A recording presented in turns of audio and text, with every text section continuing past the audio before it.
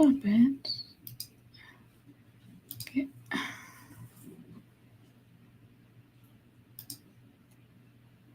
No.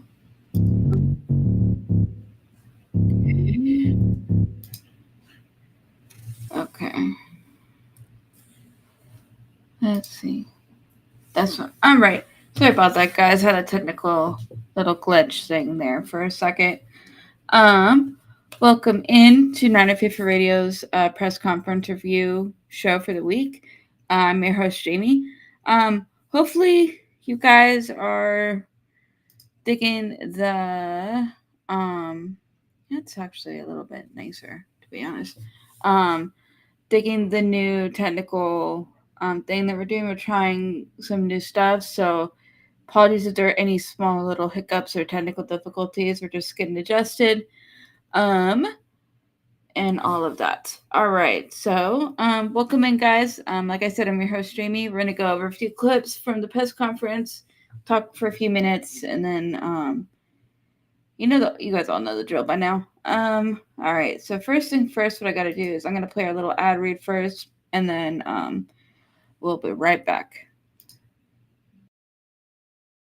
Sponsored by Power Brand Systems. Need help getting new customers for your business? Let Power Brand Systems help you grow with their powerful tools. Visit powerbrandsystems.com/Niner Faithful Radio for more info. If you like our content and would like to support the show, consider leaving us a tip in our tip jar at ninerfaithfulradio.us/tip jar. Join our exclusive membership community where you get exclusive NFR content not available anywhere else. Join our exclusive chat, 20% off of all non-sale For the Faithful by the Faithful gear, and much more. Visit portal.ninerfaithfulradio.us/login to join. For the Faithful by the Faithful Season 4 apparel is finally here. To see this year's designs and also save 20% off of Season 1 through 3 designs, go to ninerfaithfulradio.com/shop. What's up, y'all? It's your boy Niner Faithful, inviting you to check out our game day shows. I'll get you ready for the game with our pregame show. Jason gives you his thoughts on the first half with our halftime show, and Jaymie will wrap things up with our postgame show. Follow us on social media at Niner Faithful Radio on Facebook, Instagram, Tumblr, and TikTok, and at Niner Faithful R on X. Alrighty, guys. Thank you guys for bearing with me with that. Alrighty, so we have about a few clips here real quick to go through from the press conferences. We have a couple from Kyle, a couple from Brock, and one from Kittle. So we'll go through those. First things first, there was mention of opening Ricky Pearsall's practice window from IR this week. That did not happen. Kyle said he just didn't feel like he was ready. And so he says he's close, but he wasn't ready yet. So we'll see. We'll keep you guys posted on that. But that is something that did not end up happening this week. Alrighty. So first things first, here's some Kyle on injuries for the game this week.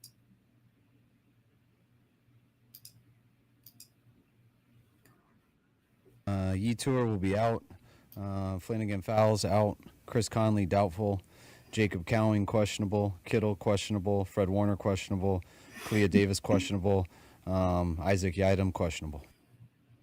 All right. Yeah. So our linebacker group is going to be pretty thin this week. We have Fred Warner questionable and Demarius Fowles questionable. Actually out. This week. So that's tough. Kittle has a rib thing. That's why he's questionable.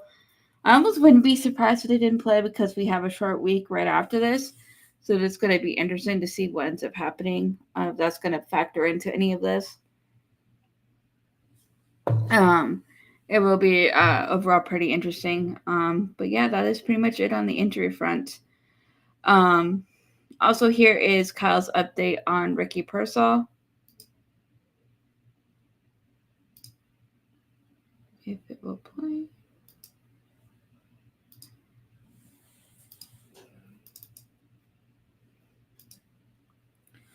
Hold on for some reason.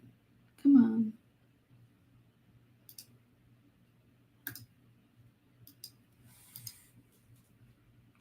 on, let me try. For some reason,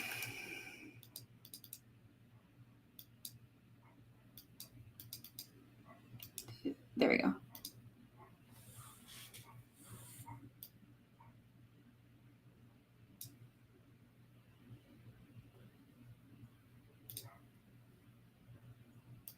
Why is it not playing? All right.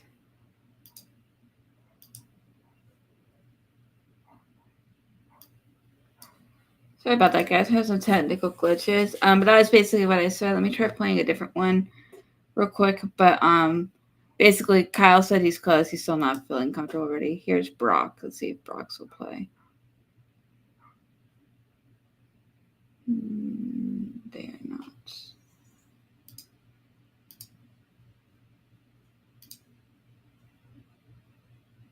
I don't know if it's my internet or what is going on. Let me try playing the original first one.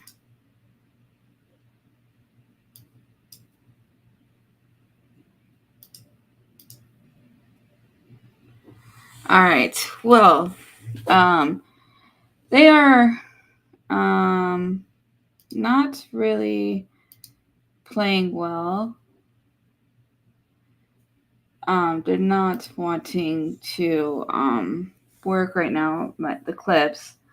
So you'll have to bear with me. So I gave you guys the update on Ricky Pearsall. There's a clip on Brock dealing with the doubters.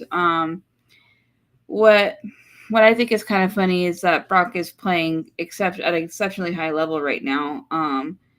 He is up there on the passing yards, leading the league in passing yards. I think he's only behind either Mahomes or Josh Allen. I can't remember.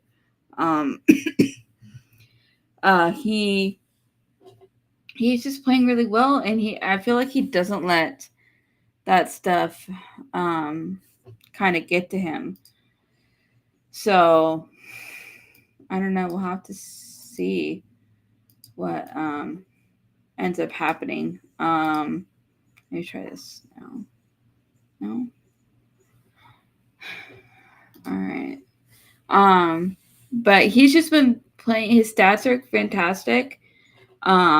He's been, for the most part, except for like the Vikings game, and that was a tough game, he's played really exceptionally well. He played really well last week. He's played really well in the Rams game. He's just been playing great. Sorry.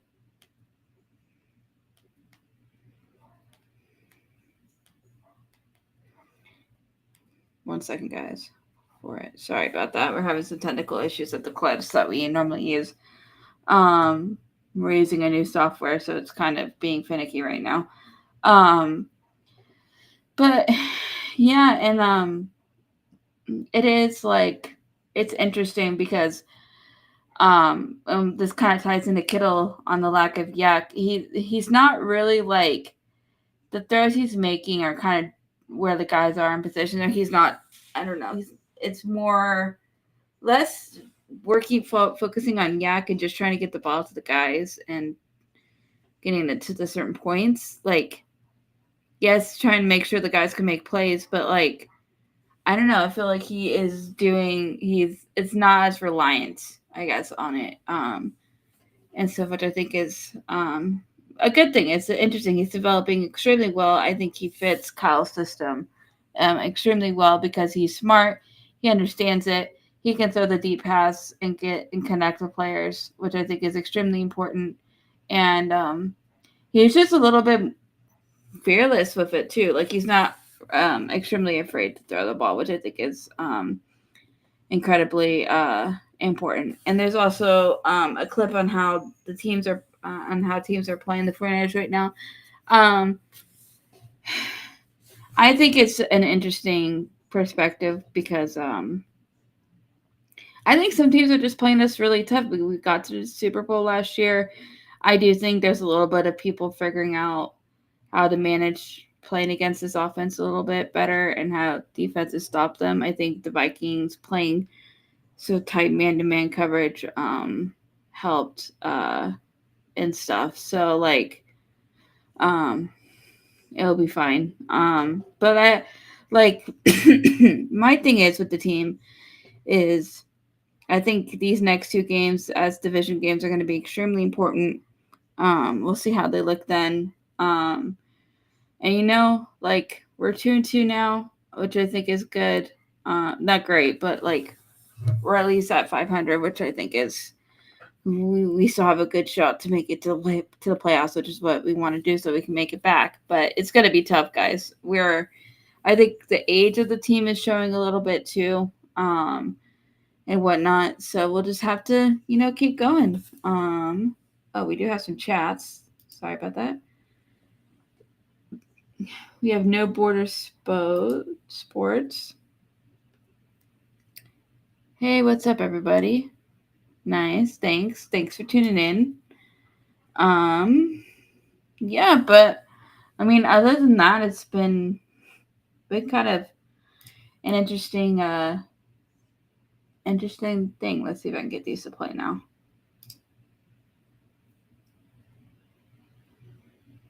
Just not loading. I don't know. I don't want to I can't refresh because I'm live streaming. It's gonna crash. Yeah, sorry guys. I don't think our clips are gonna be working right now. Yeah, it's important and tough because of time frame and it being divisional. Yeah, these next two games are going to be extremely important because of how just them obviously being divisional games, us getting a shot to be at the top of the division, which is what we want. And just I think if I feel more comfortable against Arizona tomorrow than I do Seattle. I think these injuries are going to be playing a factor. Hopefully, Kittle and Warner are going to be okay. We'll see. I wouldn't be surprised if one of them doesn't play. I hope they both play, but like with everything is. Let's see. We got another one from Lowbridge. Hi. If you look at the Ravens Vikings, the blueprint is jamming the line of scrimmage and 5 yards out. It's up to the offensive scheme and protect Brock. I saw lots of backers in the gap, knowing that they had time protecting and beating press. I see the Seahawks doing this. That is possible, and I think the Seahawks have improved too. I haven't watched very much, but the fact that they've been winning, even if they haven't played against the greatest teams, but they're dealing with their own injuries too, so we'll have to see what ends up happening. But yeah, like once you figure out, I think the thing is as long as the offensive line and the protection is good, Brock can figure out and make something happen because he can run for first downs and he can figure stuff out. He's good at improvising when the plays break down a little bit. And so we'll have to kind of see how that goes. But yeah, I mean, it'll be an interesting couple games, but yeah. So tomorrow everything is going as scheduled. I'm doing the post game show tomorrow, so I will be on tomorrow. TJ will be doing the pregame show. Jason will be doing our halftime show, and then for Thursday, we'll have to see. I know TJ and Jason are going to be up at the game in Seattle. So they might be wanting to do something. It's just going to kind of depend. So on their service and how quickly they can get out of the stadium and all that jazz and whatever ends up happening. So we will keep you guys posted on that front too as well, or we'll try our best. So you guys might not see me on Thursday. I don't know. Keep you guys updated. Let's see. Is there anything else you guys want to talk about? Since the clips are not working, I'll try one more time.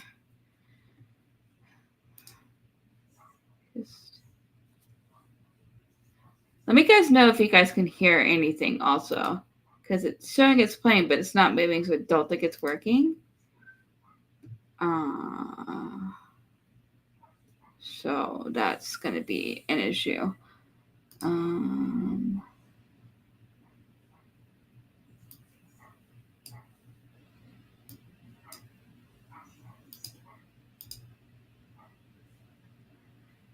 yeah, they're not working. All right.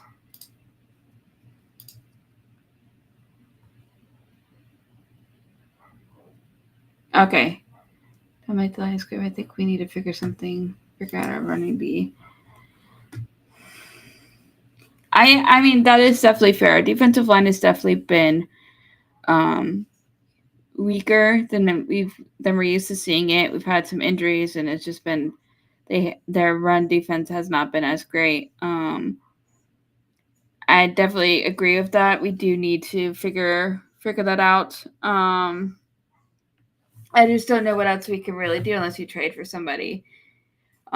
This is when us losing Armstead really hurts because he was a run stuffer.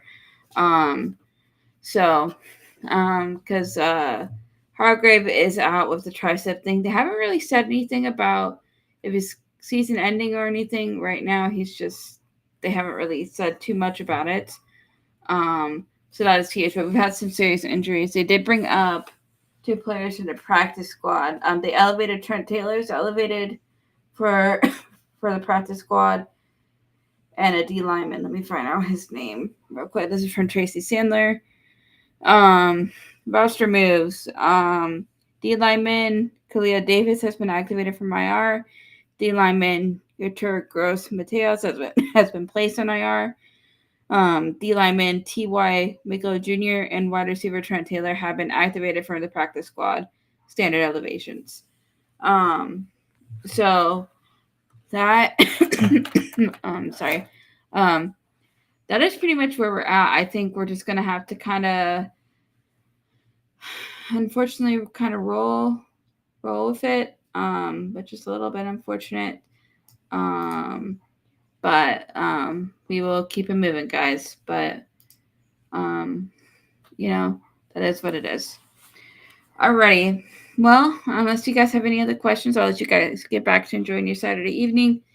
And yeah, it's great chatting with you guys. Any last minute questions? Anything that I could see?